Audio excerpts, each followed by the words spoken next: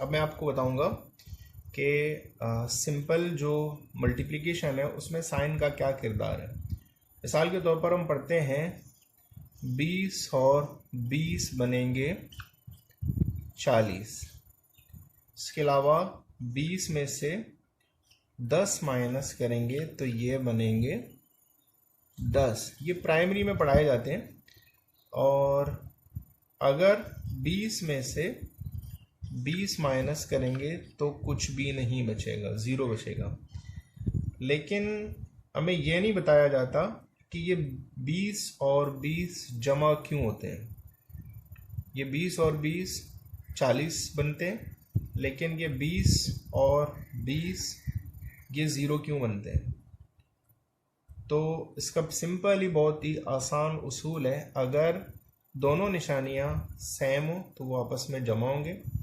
यानी कि ये इस वजह से जमा हुए हैं कि इसका भी साइन प्लस है, इसका भी साइन प्लस, तो ये जमा होंगे।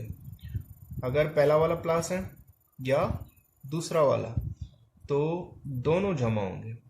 और ये 20 माइनस 20 इस वजह से ज़ीरो बनते हैं क्योंकि इसका साइन प्लस है, इसका साइन माइनस। इसी तरह अगर माइनस 20 हम करेंगे तो ये इनके दरमियान सब्सट्रैक्शन वाला अमल नहीं होगा। तो ये -20 या माइनस के 40 बनते हैं। इसकी वजह ये कि ये भी माइनस में है, ये भी माइनस में, तो ये आपस में जमा होंगे। -30 माइनस के 10 ये बनाएंगे माइनस के 40। लेकिन माइनस के 30 प्लस के 10 ये बनेंगे 20 बनेंगे, लेकिन माइनस के बनेंगे।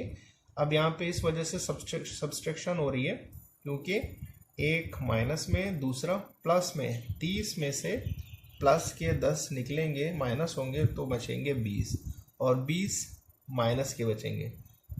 उम्मीद है आपको ये जो सिंपल एडिशन में जो साइंस का स्पेशली निशानियों की जो कन्फ्यूजन है वो दूर हुई होगी।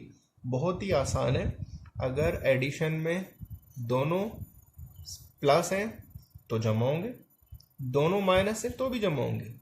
अगर दोनों नंबर में से कोई भी एक, अगर एक प्लस में है दूसरा माइनस में, या पहला वाला माइनस में है दूसरा वाला प्लस में, तो उनके दरमियान सब्सट्रैक्शन वाला अमल होगा और बचेंगे उसके नंबर जो साइन में बड़ा है। यानी कि अगर -20 बड़ा है और प्लस के 19 छोटे हैं तो एक बचेगा, एक बचेगा इसका माइनस का।